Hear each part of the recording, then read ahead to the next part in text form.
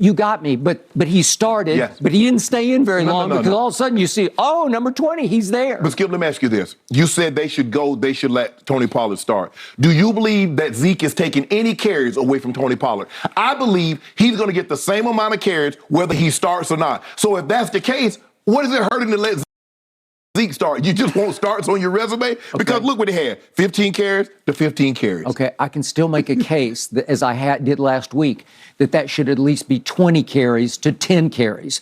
That's just who this young man is. But they fortunately balanced that off yesterday by throwing him 6 balls. Right. How many did he catch of the 6 that they threw him? He caught all 6 of them.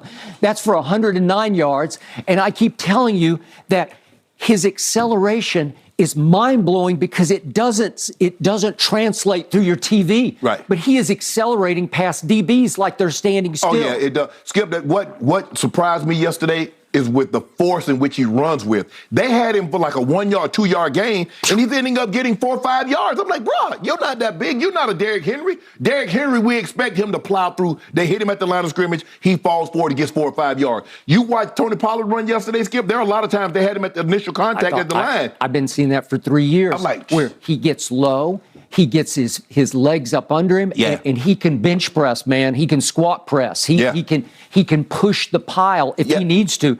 Now, a couple of times they tried to bang him into the end zone, and they finally put Zeke in, and he got it. Well, I'm good with that. Yeah. It makes Zeke feel like he's part of the party. Right. You know, like, okay. So we saw that. We saw CeeDee Lamb. I thought CeeDee outplayed Justin Jefferson yesterday, but he made the one catch on the sideline that I'll get to in just a moment. Yeah.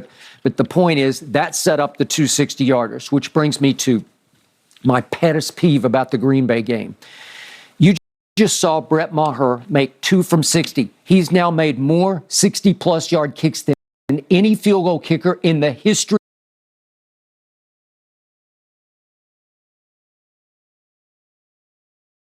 of your league. Yeah. In the history of your league, he is as I told you last Monday, a thunderfoot.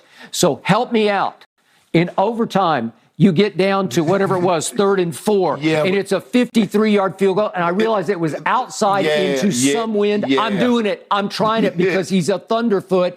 And the second 60-yarder that counted yesterday, it looked like it would have made it from, dare I say, 70? No, I don't know about that part. Probably about 64. 64 could have been. But I give him 64. But here's the thing, Skip. And by the way, he's effortless in his kicks. It doesn't look like he's kicking it that hard, and it just explodes off his foot. But Skip, of those 60 yarders that he's attempted, I guarantee you at least 3, maybe if not all 4, have come indoors. Okay. So with that being said, now you're kicking outdoors, you're at Lambeau, they said you're kicking into a wind, and he's kicking a brick. Are you willing to? He said after the game, I sure would like to have tried it because I think I could have hit one, and I believe he could have. And they said before the game he was hitting him in the warm-ups, but that the wind had slightly shifted. Right. It didn't seem like high wind. Okay. We're going to talk about what happened at Baltimore, Carolina at Baltimore. That was high wind, destructive wind. I didn't feel that at Lambeau. But my point is, week after week, Tony Pollard keeps doing things, and Brett Maher keeps doing things to back it up, where you've got 2 new superstars emerging because Pollard and Brett Maher, they're superstars at their positions. Well, you know, at some point in time in the playoffs, Skip, it's probably going to come down to a kick. You're probably going to need a kick to get you, tie the game up, or maybe win the game. But, Skip, I like the way they're using Pollard because he's fresh. He can remain explosive. Now, the more you're running, the more you're going to probably zap a little bit out of those legs. Wouldn't you like to keep him explosive like you've seen him, as opposed to giving him a couple of extra carries just to say, well, you know, he should be starting in front of Zeke, so I'm going to steal 5 or 6 carries from Zeke and give them to Tony Pollard, as opposed, you know what? I'm going to keep those things low around 15 and watch him hit his head on the goalpost from 68. Watch him hit his head on the goalpost from 38. Okay. Now, let's start from the start. You mentioned it in your opening soliloquy. The game turned to me on one play, and it happened on the first 3rd down of the game. Little Kirk Cousins, what do you call him, 5 chains? Yep. We put him in more chains than Marley's ghost was wearing in a Christmas Y'all Carol. snatched all that man chains yesterday. Michael Parsons was Debo at the start. Okay. Give me that. Let's see what happened on that first 3rd down if we can, because this is the play that sets the tone. Kirk tries to run out of the pocket. That's an LT move right there. Doesn't know what's happening. Beast mode's after him. That's an LT move. Watch the chop. That's the signature Chop LT watching. And gone. And then he can. He's like 10 times faster than Kirk Cousins. Oh, yeah. That's the problem. Kirk doesn't see it coming. No. I have told you from the start about Kirk Cousins. We're 9-2 against him.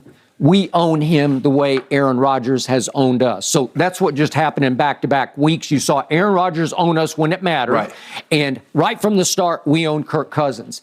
He looks like this little tiny guy with an oversized helmet, and he's so frail in the pocket. If you give him time, he can throw the football. It doesn't look that impressive because he doesn't have much arm strength to me. Right. But he is the most overpaid quarterback in NFL history because they just keep paying him. He beat the system. Because you keep saying, yeah, but how can we do better than Kirk Cousins? No. Did you see that game? Yeah, I saw that game. Well, what about that game and that game and that game? Well, because, Skip, the thing where you got to keep him is because he wins just enough games to keep you from getting a top 5, top 10 quarterback. So you're picking somewhere in the late teens to the mid-20s, and the likelihood of you getting an Aaron Rodgers down there that late or someone falling to you of a quarterback of any that's going to be pretty good is not very good. And Minnesota doesn't seem like a team that's willing to trade up to try to get a quarterback. But he beat the system. He had 2 franchise tags. Yep. And Minnesota, in order to get him, said, we're going to guarantee your whole contract. He was the first guy to have a fully guaranteed contract. $84 million. And guess what, Skip? They gave him another one. Another fully guaranteed contract. Gave him another one. So in the end, what did I say before the season? We have Micah and nobody else does. Yeah. We'll go as far as Micah and the Marauders on defense carry the football team. Right. Now they're starting to get a little balance from the offense and certainly from the special teams. Yeah. But the point is, Micah set the tone with that one play. And I loved what Micah said after the game, that this was a statement week. It says what we're capable of when we put our mind to it. I think he, starting off, put his mind to it and said, I am not going to be denied today. Well, the previous 2 games, he didn't have any sacks. Last week, he didn't have any pressure, any hits on the quarterback. And he came out in pregame with a T-shirt on with LT. Well, hell, he looked like LT yesterday because that was LT's signature move. The chase down, the chop, get the ball out. It wasn't good enough for him to sack your quarterback. I need the ball. That is true. Okay, so I think we're going to take it home and cash it quickly, and it comes to 3rd and 3 at the 9, and Dak actually threw a very good ball to a player you like, Dalton Schultz. I have no idea. Here he goes, the sack again.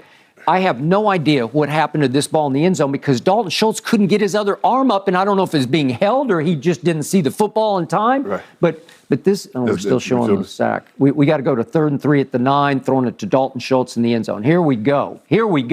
Dak, fine early throw in this game for a touchdown, and I don't know. He flails with his right hand. I don't know if he can't get his left hand up. He looked like he tried to make a highlight reel catch. I guess so because I don't know. A nice 7 round. Is his left arm being held? I don't think so. I don't know. I thought it was a good enough throw to be caught for a touchdown. Okay, so you could have 23 of 25, right? Yeah. So I give Dak that one. And then to your point about Hawkinson, they go down the other way. And they get it all the way down to 2nd and 2 at the 6-yard line, and he goes Hawkinson. We might have those plays. He dropped this one. Yeah, but he goes to Hawkinson twice, and that's catchable. Why are you jumping, bro? Why are you trying to leave your feet? Just run up under it. Okay, this is for the game right here, and he gets both hands up. I don't know. Is there too much mustard on it? I think Shannon Sharp catches both those balls and goes right on in, skates right into the Hall of Fame. Yeah, the thing is with Hawkinson, he's too good of a player. But that tells you something, Skip. This guy went to the Pro Bowl, if not last year, the year before. I think he had 80-plus, 90-plus catches. And for a team willing to trade you within the division, do you know how little a team thinks of you, that they would trade you within the division?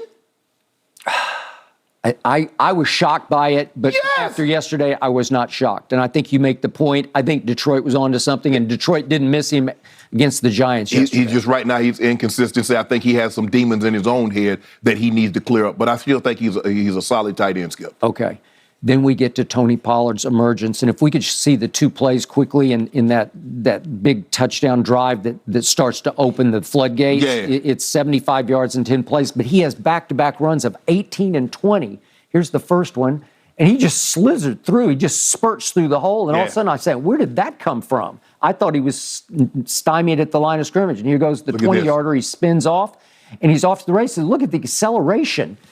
It's quicker than the eye. He doesn't look that fast, but he is moving that fast. Spins and gone. Dallas O-line Skip being physical again, too, that's though. 20 yards right there. And then we've got the Pollard catches. The little swing pass? One is like 3rd and 14. It's 3rd and 14, Yeah. and you just swing it to him, and all of a sudden, he's just gone. If we could see it again. This is it just, right here. Just a little swing. Oh, I don't have anything, so I'll just swing it out. A little safety valve. Safety valve, safety valve. Nobody's closing the safety valve, and he's gone. Yeah. Pat Pete took a bad angle on that one. He went to where he got Pat. Don't go down the line, Pat. You know better. All right, and then the final throw is the one that you talked about, right down the chimney to Tony Pollard. You can't throw it any better. This is a handoff. This is what we call a long handoff, Skip. And it's a little wheel right out of the backfield to Tony Pollard. And this is as sweet a throw as you can throw and an easy a catch. And by the way, I'm going to point out, I kept telling you, I watched him a lot at Memphis. He played receiver more than he played running back. Right. So I think he's underutilized as a receiving threat. Right. Yeah, you're asking an awful lot to have your middle backer try to guard a guy like that in space. Domination. Because he has a two-way go. He can go up the seam or he can cross his face, and you're in a no-win situation. All right. So now we have to, I told you last week, it's the Texas two-step. Now you got to go finalize the deal against the Giants, who got routed at home by Detroit. Ooh. You got to come right back and do the same thing to the Giants. They're better than the Giants. Again, Cooper Rush handled the Giants pretty easily on a Monday night up at the Giants. Right? But got to take care of them. What you have to like about what Cowboys did yesterday, Skip, it wasn't no dilly-dallying around. They jumped on them. They kept beating them. After half, they came back out and beat them some more. They didn't let the game drag right here. We are in the 3rd quarter. We got a nip-tuck ball game. Here we going into the 4th quarter. We got a nip-tuck ball game. I said, man, y'all get up out of here. We done. Then I thought Micah got nicked, and then I look up, and he's back in the game, and I'm saying, Mike McCarthy, what are you doing? You're losing your mind. Yeah. You trying to get the kids sacks, but don't. Hey, Jerry gonna fight. You get